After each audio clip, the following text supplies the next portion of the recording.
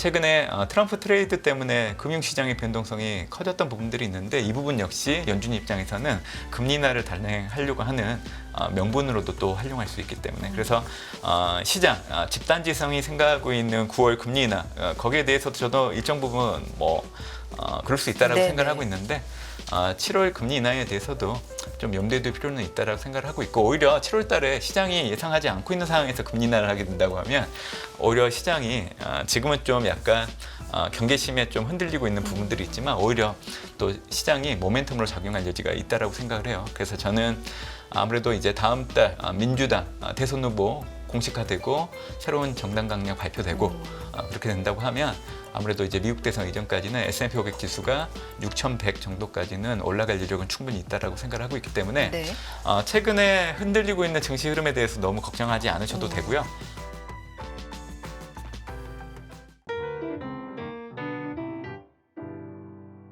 자, 이제 시장 얘기 또 다른 얘기로 이어가 보겠습니다. 대신증권 리서치센터 문남중 수석 연구위원 모십니다. 안녕하세요, 위원님. 네, 안녕하세요. 안녕하세요. 오랜만에 오시는 것 같은데요. 네, 한 달 정도 된 것 같습니다. 그 사이에 참 많은 변화와 네, 맞습니다.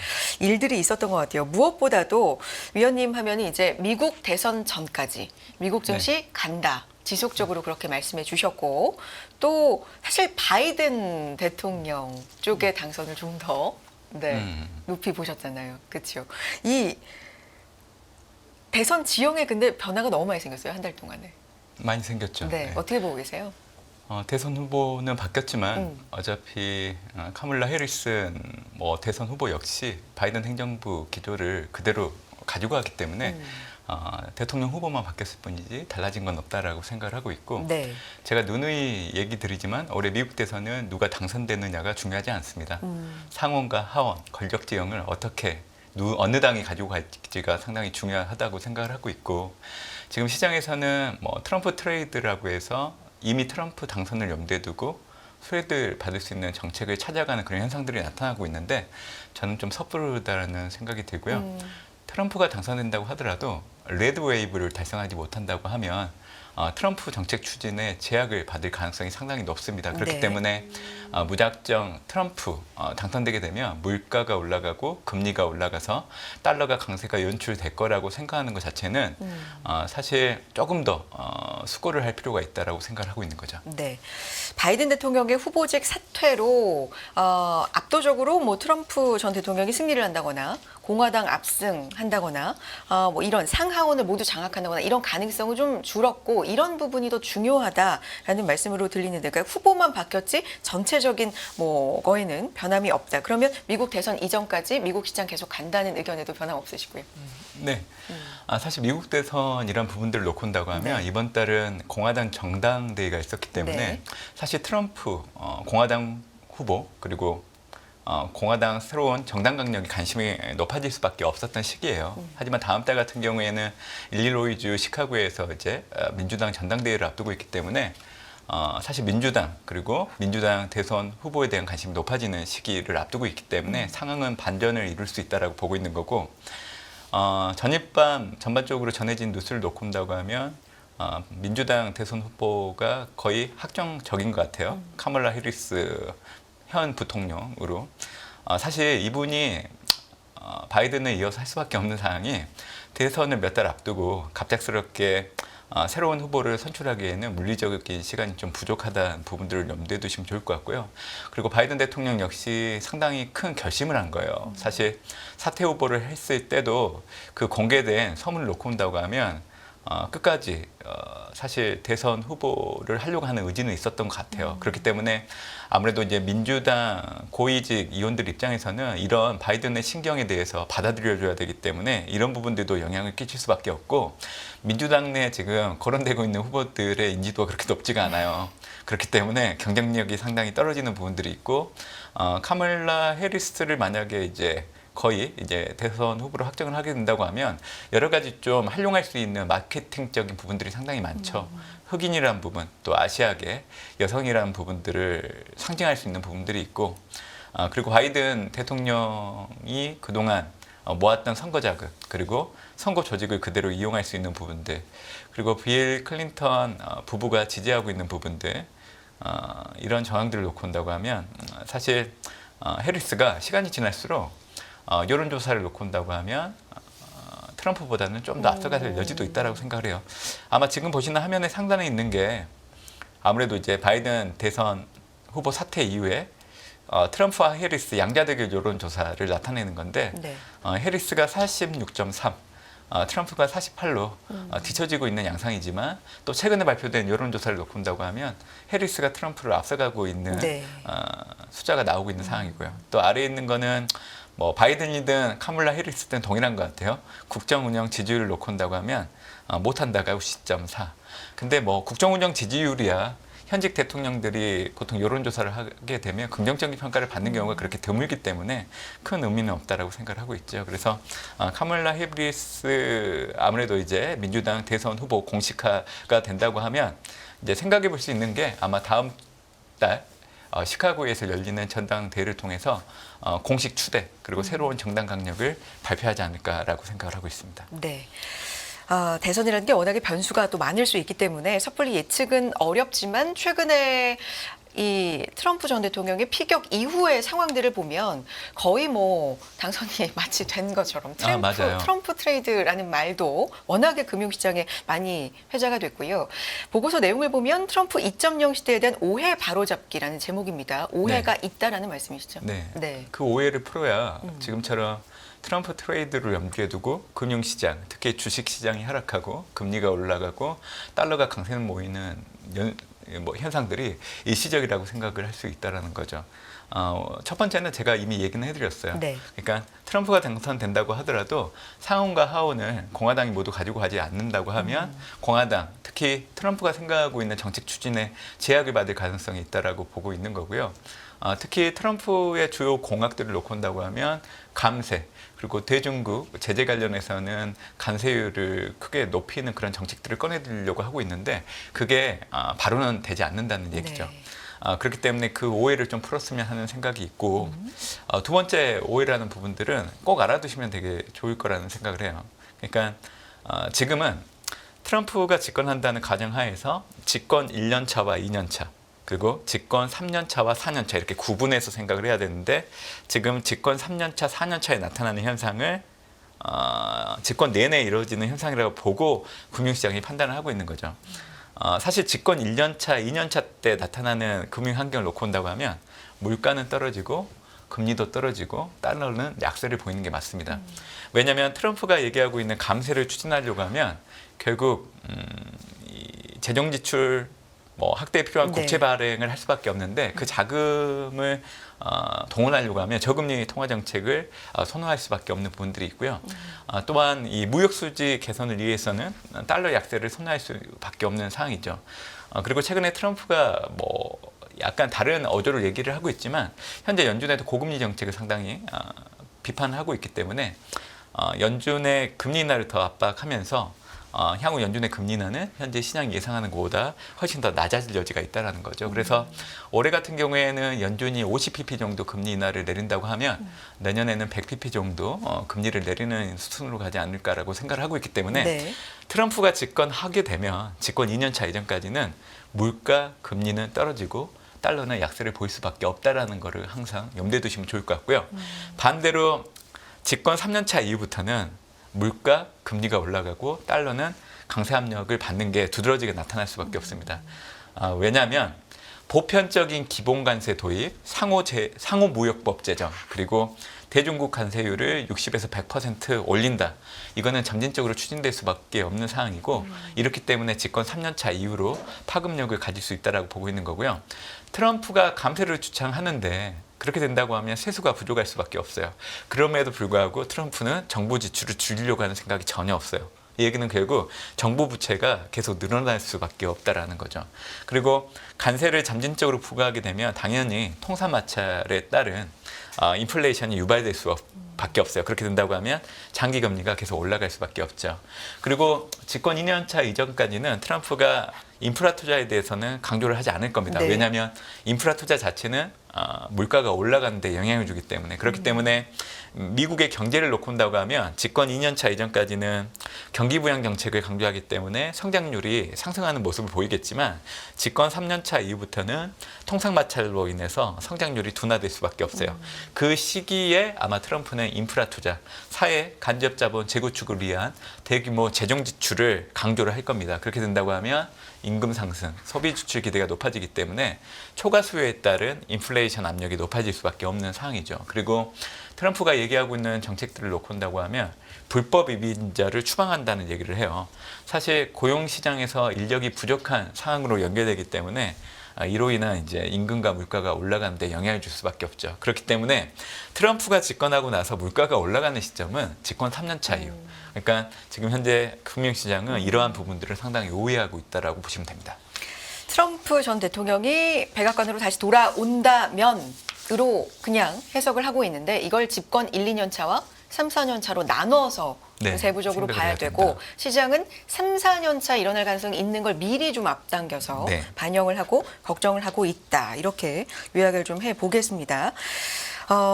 정치 이슈 얘기를 좀 해봤고 워낙에 좀 영향을 많이 받았었기 때문에 일단 앞에 있는 중요한 일들은 실적 시즌이 시작이 됐고요. 또 중요한 일은 금리입니다. FOMC가 이제 말에 열리게 되잖아요. 7월 말로 예정이 되어 있는데 7월 금리 인하 네. 위원님은 주장해 오셨잖아요. 네. 변화 없습니까? 네, 제가 빠르면 네. 6월, 늦어도 7월 달에는 연준이 금리 인하한다라는 거 바뀐 게 없어요. 네. 저는 이번 달 말에 금리 인하 25bp 할 걸로 예상을 하고 있고요. 아까 앵커님하고도 이제 내기를 한번 하자라고 했더니 전적으로 안 한다고 아니, 저하고 좀 얘기를 하시더라고요. 논쟁이 있었죠. 네. 일단 제가 금리 인하가 가능한 네. 이유들을 좀 네. 설명을 좀 해드릴게요. 아마 지금 보시는 차트를 좀 봐주시면 좋을 것 같은데 네. 제가 작년 7월 달에 연준의 금리 인하가 단행될 여지가 있다라는 거를 지난해 6월 달부터 얘기를 좀 하고 다녔습니다. 왜냐하면 그때 6월 달 같은 경우에는 5월 달 물가 지표가 발표되는 시기였기 때문에 그때 당시 5월 물가 지표 4개가 모두 정책 금리보다는 하회하기 시작을 했기 때문에 실질 정책 금리가 이제 플러스로 바뀌는 걸 확인하고 나서 이제 7월 달에 금리 인상 중단이 가능하겠구나 이런 얘기를 좀 했는데 지금 그 얘기에 해당되는 게 상단에 있는 차트입니다. 이 차트가 실질 정책 금리를 나타내는 건데 보시는 것처럼 지난해 5월 이후로 전반적인 선들이 저점을 형성하고 올라오고 있잖아요. 이 얘기는 정책금리보다 소비자 물가가 더 하회하고 있다라는 것을 보여주는 거죠. 그렇기 때문에 제가 이 지표를 가지고 미국 증시가 추세적으로 올라갈 수 있는 근간이 되겠구나라고 생각을 했는데 빨간색이 S&P 500 지수를 나타내는 건데 보시는 것처럼 실질 정책금리가 양해값으로 전환된 이후로 S&P 500은 저점을 형성하고 올라가기 시작을 합니다. 그래서 이런 시그널들에 대해서 좀 알아둘 필요가 있어요. 그래서 제가 올해 연준이 금리 인하를 할 수 있다는 대의가 바뀌지 않는다고 얘기를 할 때 동일하게 생각하고 있는 그 근간은 아래에 있는 차트입니다. 네. 이게 실질 중립금리 보라색 부분이고 나머지 실선들이 4가지 물가 지표를 가지고 실질 정책금리를 구한 건데 모두 다 양위값으로 바뀐 거죠. 그래서 사실 실질 중립금리보다 실질 정책금리가 상회하고 있는 구간만으로도 중앙은행은 금리 인하를 해도 되는 시그널이라고 보시면 돼요. 그래서 사실 연준은 지금 당장 금리 인하 한다고 해도 문매를 받을 여지는 없죠. 근데 이제 금리 인하를 안 하는 이유는 파월 연준 의장이 금리 인상을 해야 되는 그 구간에서 금리 인상을 좀 빠르게 대응하지 못했어요. 그러다 보니까 여론의 문매를 맞으면서 그때 시기 논란에 빠지다 보니까 네. 상당히 주저하고 있는 것 같아요. 사실은 22처럼 원래 6월 달에 연준은 금리 인하를 단행하려고 했던 것 같아요. 제가 보기에는.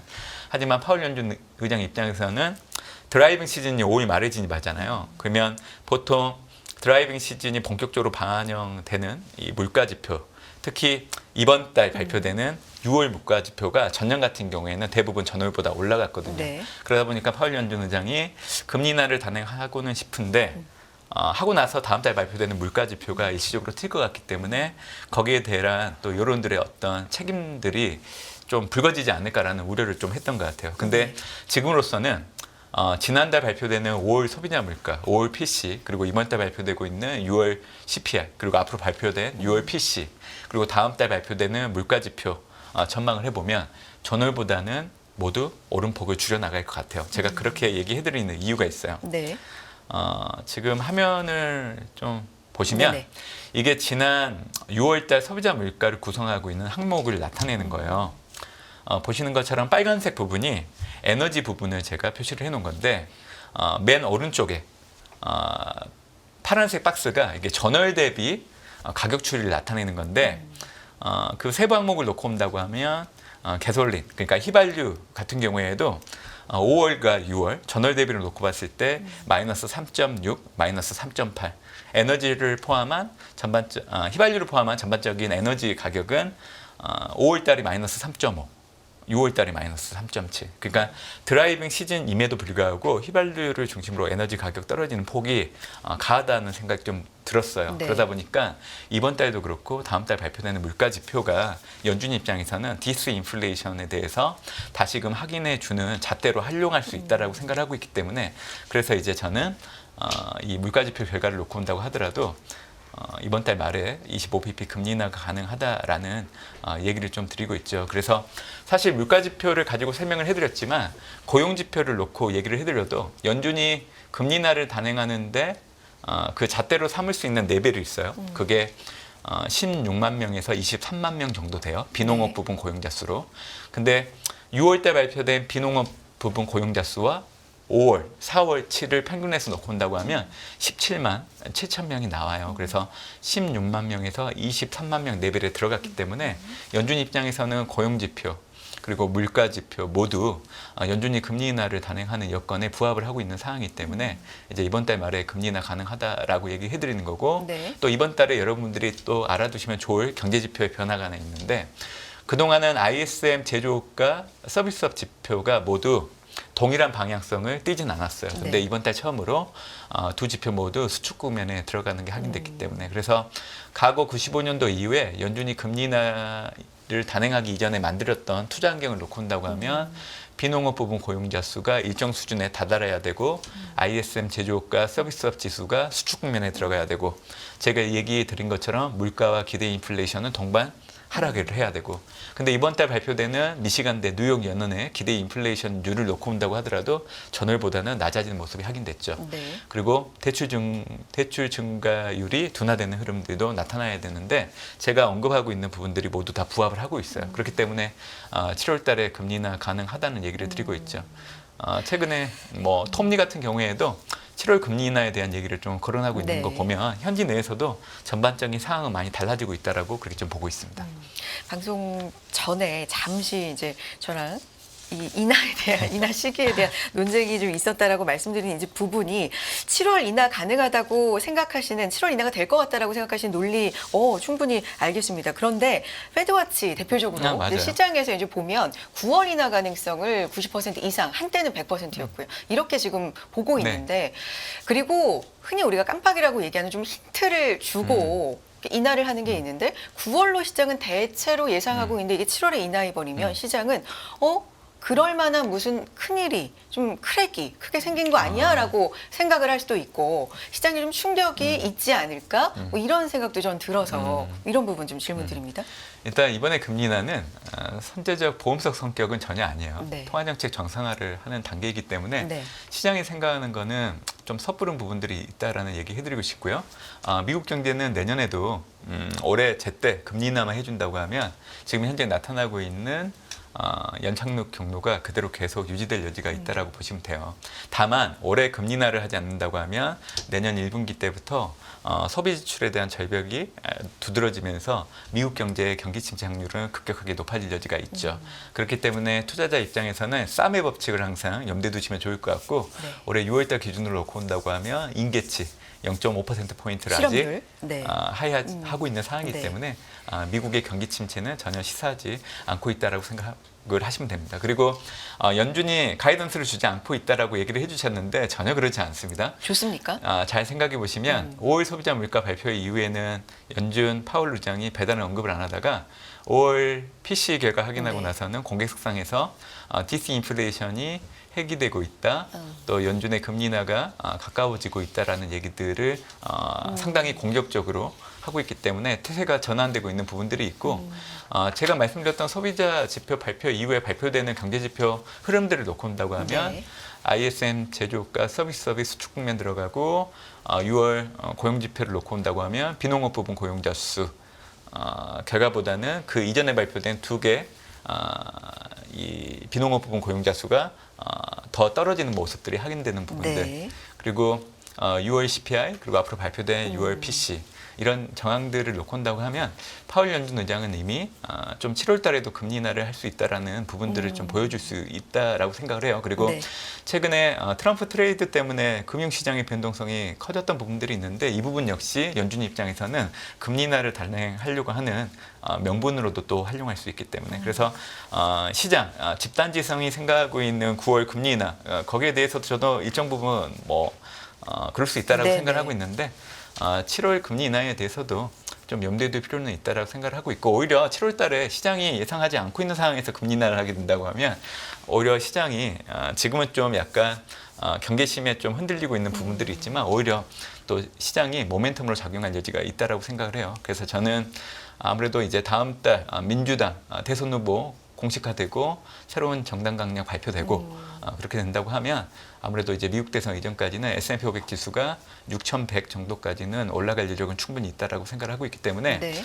최근에 흔들리고 있는 증시 흐름에 대해서 너무 걱정하지 않으셔도 되고요.